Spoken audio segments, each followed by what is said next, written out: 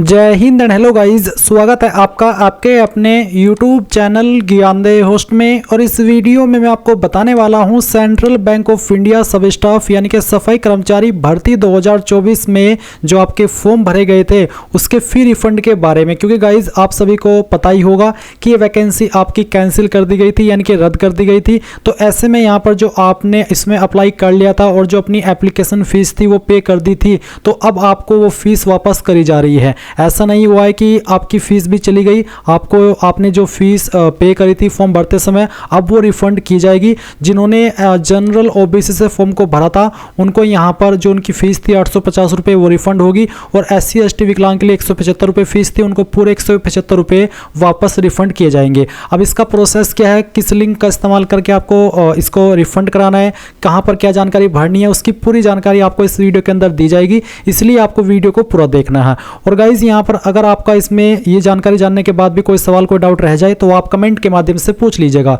अब चलिए शुरू करते हैं। अगर आपने अभी तक वीडियो को लाइक शेयर नहीं किया कर दीजिए, चैनल के ऊपर नए हैं तो चैनल को सब्सक्राइब करके बेल आइकन ऑन कर लीजिएगा। फिर जो मैंने लिंक दिया इस वीडियो के डिस्क्रिप्शन में, ये आप ओपन करिए। इसको ओपन करने के बाद आपके सामने इस भर्ती की जानकारी आएगी। ये वैकेंसी आपकी 484 पोस्ट पर निकाली थी और ये वैकेंसी आपकी शुरुआत में 2023 के अंदर आई थी, फिर 2024 के अंदर इसको रीओपन किया गया था, जो कि आपके 21/6/2024 से फॉर्म रीओपन हुए थे और फिर आपने 27/6/2024 तक फॉर्म को भरा था। शुरुआत में ये फॉर्म आए थे 20 दिसंबर 2023 में, फिर 2024 में रीओपन हुए थे और उसके बावजूद भी ये वैकेंसी आपकी कैंसिल कर दी गई है। यानी कि दो बार फॉर्म भरवाने के बाद भी ये भर्ती आपकी रद्द हुई है। तो अब आपको याद आ गया होगी कौन सी वैकेंसी है। और मैं आपको बता दूं कि आपको मैसेज के माध्यम से आपका रजिस्ट्रेशन नंबर एंड जो आपका पासवर्ड है वो सेंड कर दिया गया है। अब वो आपको मिल चुका है। अभी आप यहाँ पर इंपॉर्टेंट लिंक के सेक्शन में आएंगे और फिर रिफंड अप्लाई लिंक ओपन करेंगे, आपके सामने वेबसाइट ओपन हो जाएगी। ये वेबसाइट आपके मोबाइल में तब ओपन नहीं होगी जब आप मोबाइल को ऐसे चलाएंगे जैसे कि आप चलाते हैं,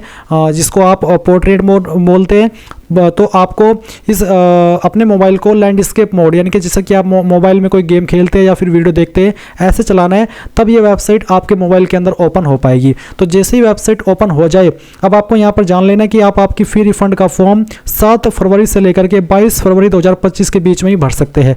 अगर आप इसके बाद में भरेंगे तो भले ही आपने फॉर्म को भरा हो, आपका यहाँ पर डिटेल नहीं लिया जाएगा। इसलिए 7 फरवरी से लेकर के 22 फरवरी 2025 के बीच में इसको जरूर भर लेना है अगर आपने फॉर्म को भरा था। अब आपको यहाँ पर आपका रजिस्ट्रेशन नंबर डालना है, जो कि आपको अभी ईमेल और मैसेज के माध्यम से सेंड कर दिया गया है। तो आप वो रजिस्ट्रेशन नंबर यहाँ पर डालेंगे, जो पासवर्ड आपको मिला है वो पासवर्ड डालेंगे। अगर आप आपका पासवर्ड नहीं प्राप्त कर पा रहे हैं या फिर उसमें कोई एरर आ रहा है तो आप यहाँ पर आपकी डेट ऑफ बर्थ के माध्यम से भी इसमें लॉगिन हो सकते हैं। अगर आप डेट ऑफ बर्थ के माध्यम से लॉगिन होना चाहते हैं तो आपको डेट ऑफ बर्थ कैसे भरनी है उसका एग्जाम्पल आप यहाँ पर देख लीजिए। आपको उन्होंने बोला भी है कि आपको पहले डे लिखना है, फिर मंथ और उसके बाद में ईयर। और जो आप यहाँ पर हाइफन देख रहे हैं ये भी आपको यहाँ पर टाइप करना होगा। कैसे टाइप करना है उसका एग्जांपल देख लीजिए।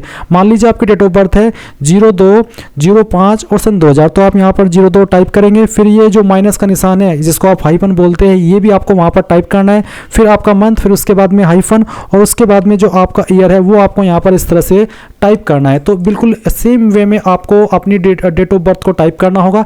ये हाइफन भी टाइप करना है। ये मैंने सिर्फ यहाँ पर दिखाने के लिए टाइप नहीं किया, बल्कि ये आपको पासवर्ड के सेक्शन में टाइप करना होगा, क्योंकि यहाँ पर इन्होंने इस वाले फॉर्मेट को आपको टाइप करने को बोला है। इसके बाद आप इस सिक्योरिटी कोड डालेंगे और सबमिट के ऊपर क्लिक करेंगे। अब जो गाइज मैं आगे की जानकारी देने वाला हूं मैं आपको एक अन्य वीडियो से एजुकेशनल पर्पस के रूप में दे रहा हूं, क्योंकि गाइज मैंने इसके अंदर अप्लाई नहीं किया था और ना ही मेरे पास किसी ऐसे कैंडिडेट की इन्फॉर्मेशन है जिसने कि ये फॉर्म भरा हो और वो अपनी फीस रिफंड कराना चाहता हो। इसलिए मैं आपको एक अन्य वीडियो से इन्फॉर्मेशन दे रहा हूँ। तो जैसे ही आप यहाँ पर लॉगिन कर लेंगे तो लॉगिन करने के बाद इस तरह से आपके सामने आपकी जानकारी आएगी, जैसे कि आप वीडियो में देख सकते हैं। यहाँ पर आपको डाटा कैप्चर देखने को मिलेगा, आपका नाम, आपका रजिस्ट्रेशन नंबर और आपकी फीस का अमाउंट। SC ST है तो 175 और जनरल OBC है तो 850। फिर आप यहाँ पर नीचे देखेंगे बेनिफिशियरी नेम, तो आपको यहाँ पर आपका नाम डालना है जो आपने फॉर्म के अंदर भरा था वो, या फिर आप यहाँ पर जिस बैंक अकाउंट के अंदर आपका जो फीस है वो चाहते हैं उसका नाम आप भरिएगा। तो मोस्टली आपको उसी का नाम देना है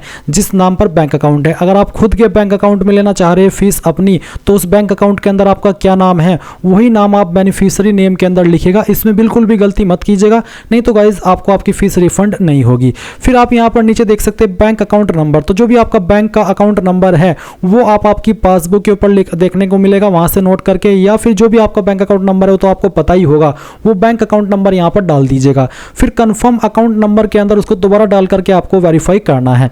कब आता है IFSC कोड।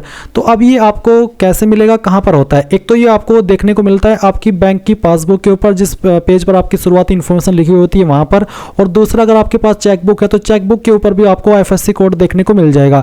अगर आपके पास दोनों नहीं है और आपको अपना IFSC कोड पता करना है तो आप कैसे करेंगे? आप गूगल में आइएगा और मान लीजिए आपका बैंक है SBI, मैं आपको सभी का बता रहा हूँ। तो जो भी आपका बैंक नेम है वो बैंक नेम आप गूगल के अंदर लिखिए और उसके बाद में आपकी बैंक जो ब्रांच है वो है सहारनपुर के अंदर। जैसे कि मैं एग्जांपल के लिए आपको बता रहा हूँ, तो मेरा बैंक अकाउंट है सहारनपुर में और उसका नाम है SBI। उसके बाद में मैं यहाँ पर IFSC कोड लिखता हूँ और फिर यहाँ पर सर्च करता हूँ। अब सर्च करने के बाद में यहाँ पर आपके सामने इस तरह से वेबसाइट आएगी। पहले वाली वेबसाइट आप ओपन कर लीजिएगा।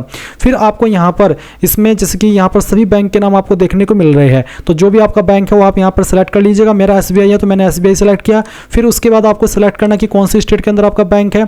उसके बाद गाइज आप यहाँ पर कौन सी डिस्ट्रिक्ट के अंदर आपका बैंक है वो डिस्ट्रिक्ट आप यहाँ पर सेलेक्ट कर लेंगे। फिर आपको यहाँ पर सर्च बाई ब्रांच, अब सहारनपुर के अंदर आपके बैंक की या फिर उस डिस्ट्रिक्ट के अंदर आपके बैंक की कितनी ब्रांच है, कहाँ कहाँ पर है, वो सभी आपको यहाँ पर इसके अंदर देखने को मिलेगी। तो इनमें से आपकी जो भी ब्रांच है जिस लोकेशन पर, वही आप यहाँ पर सिलेक्ट कर लीजिएगा। वो सिलेक्ट करने के बाद में आप नीचे की तरफ आएंगे और आपको यहाँ पर IFSC कोड ऑनलाइन वे में आपका मिल जाएगा। आप कॉपी के आइकन के ऊपर क्लिक करके या फिर जो भी यहाँ पर आ रहा है IFSC कोड वो आप नोट कर लीजिएगा और फिर उसको आपको यहाँ पर इसमें टाइप कर देना है IFSC कोड के सेक्शन में। तो मैंने आपको बता दिया है, अगर अवेलेबल नहीं है आप ऑनलाइन उसको कैसे प्राप्त करेंगे वो भी।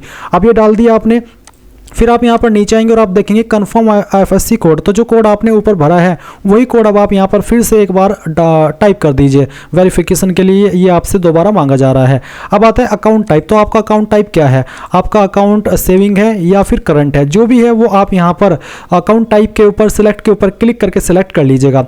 फिर नीचे आएगा बैंक नेम। तो जो भी आपका बैंक का नाम है वो नाम आप यहाँ पर लिख दीजिएगा। स्टेट बैंक ऑफ इंडिया या फिर HDFC, पंजाब नेशनल बैंक, तो जो भी नाम है वो आप यहाँ पर लिख दीजिएगा। फिर आएगा ब्रांच नेम। तो ब्रांच कौन सी है, जैसे कि मैंने अभी आपको बताया भी है, वो ब्रांच आप यहाँ पर डाल दीजिएगा। या फिर ऐसा भी हो सकता है जैसे आप IFSC कोड डालेंगे ऊपर तो ऑटोमेटिकली यहाँ पर आपका जो बैंक का नेम है और जो आपका ब्रांच का नेम है वो फैच कर ले जाएगा, ये हो सकता है। और अगर नहीं होता है तो जैसे कि मैंने आपको बताया कि आप खुद से भी यहाँ पर इसको भर सकते हैं।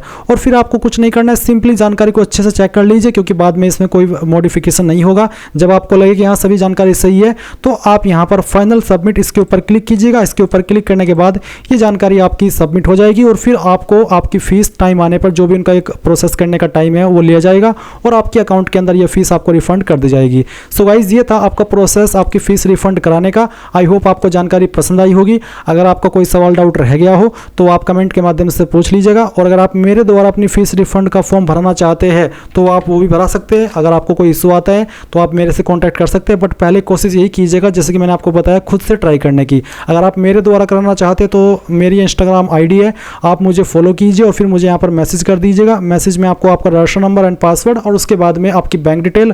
तो फिर गाइज यहाँ पर जो मेरे से होगा, जितने कैंडिडेट का होगा, मैं फॉर्म फीस ये रिफंड का भर दूंगा। और मैं आपसे बहुत ही उससे कह रहा हूँ कि आपको पहले खुद से ट्राई करना है। मेरे पास तभी आना है जब आप किससे नया हो, नहीं तो आप खुद से ही ट्राई करिएगा। इसमें मेरा कोई फ़ायदा नहीं है। अगर आपको लगे कि हाँ मुझे कोई फ़ायदा होगा तो ऐसा नहीं है, तो खुद से ही ट्राई कीजिएगा जितना हो सके, और नहीं हो तो फिर आप मुझसे कॉन्टैक्ट कर सकते हैं। अब ये गाइज मैंने पूरी जानकारी दे दी है। अगर कोई सवाल डाउट अभी आपका हो तो आप कमेंट के माध्यम से पूछ लीजिएगा।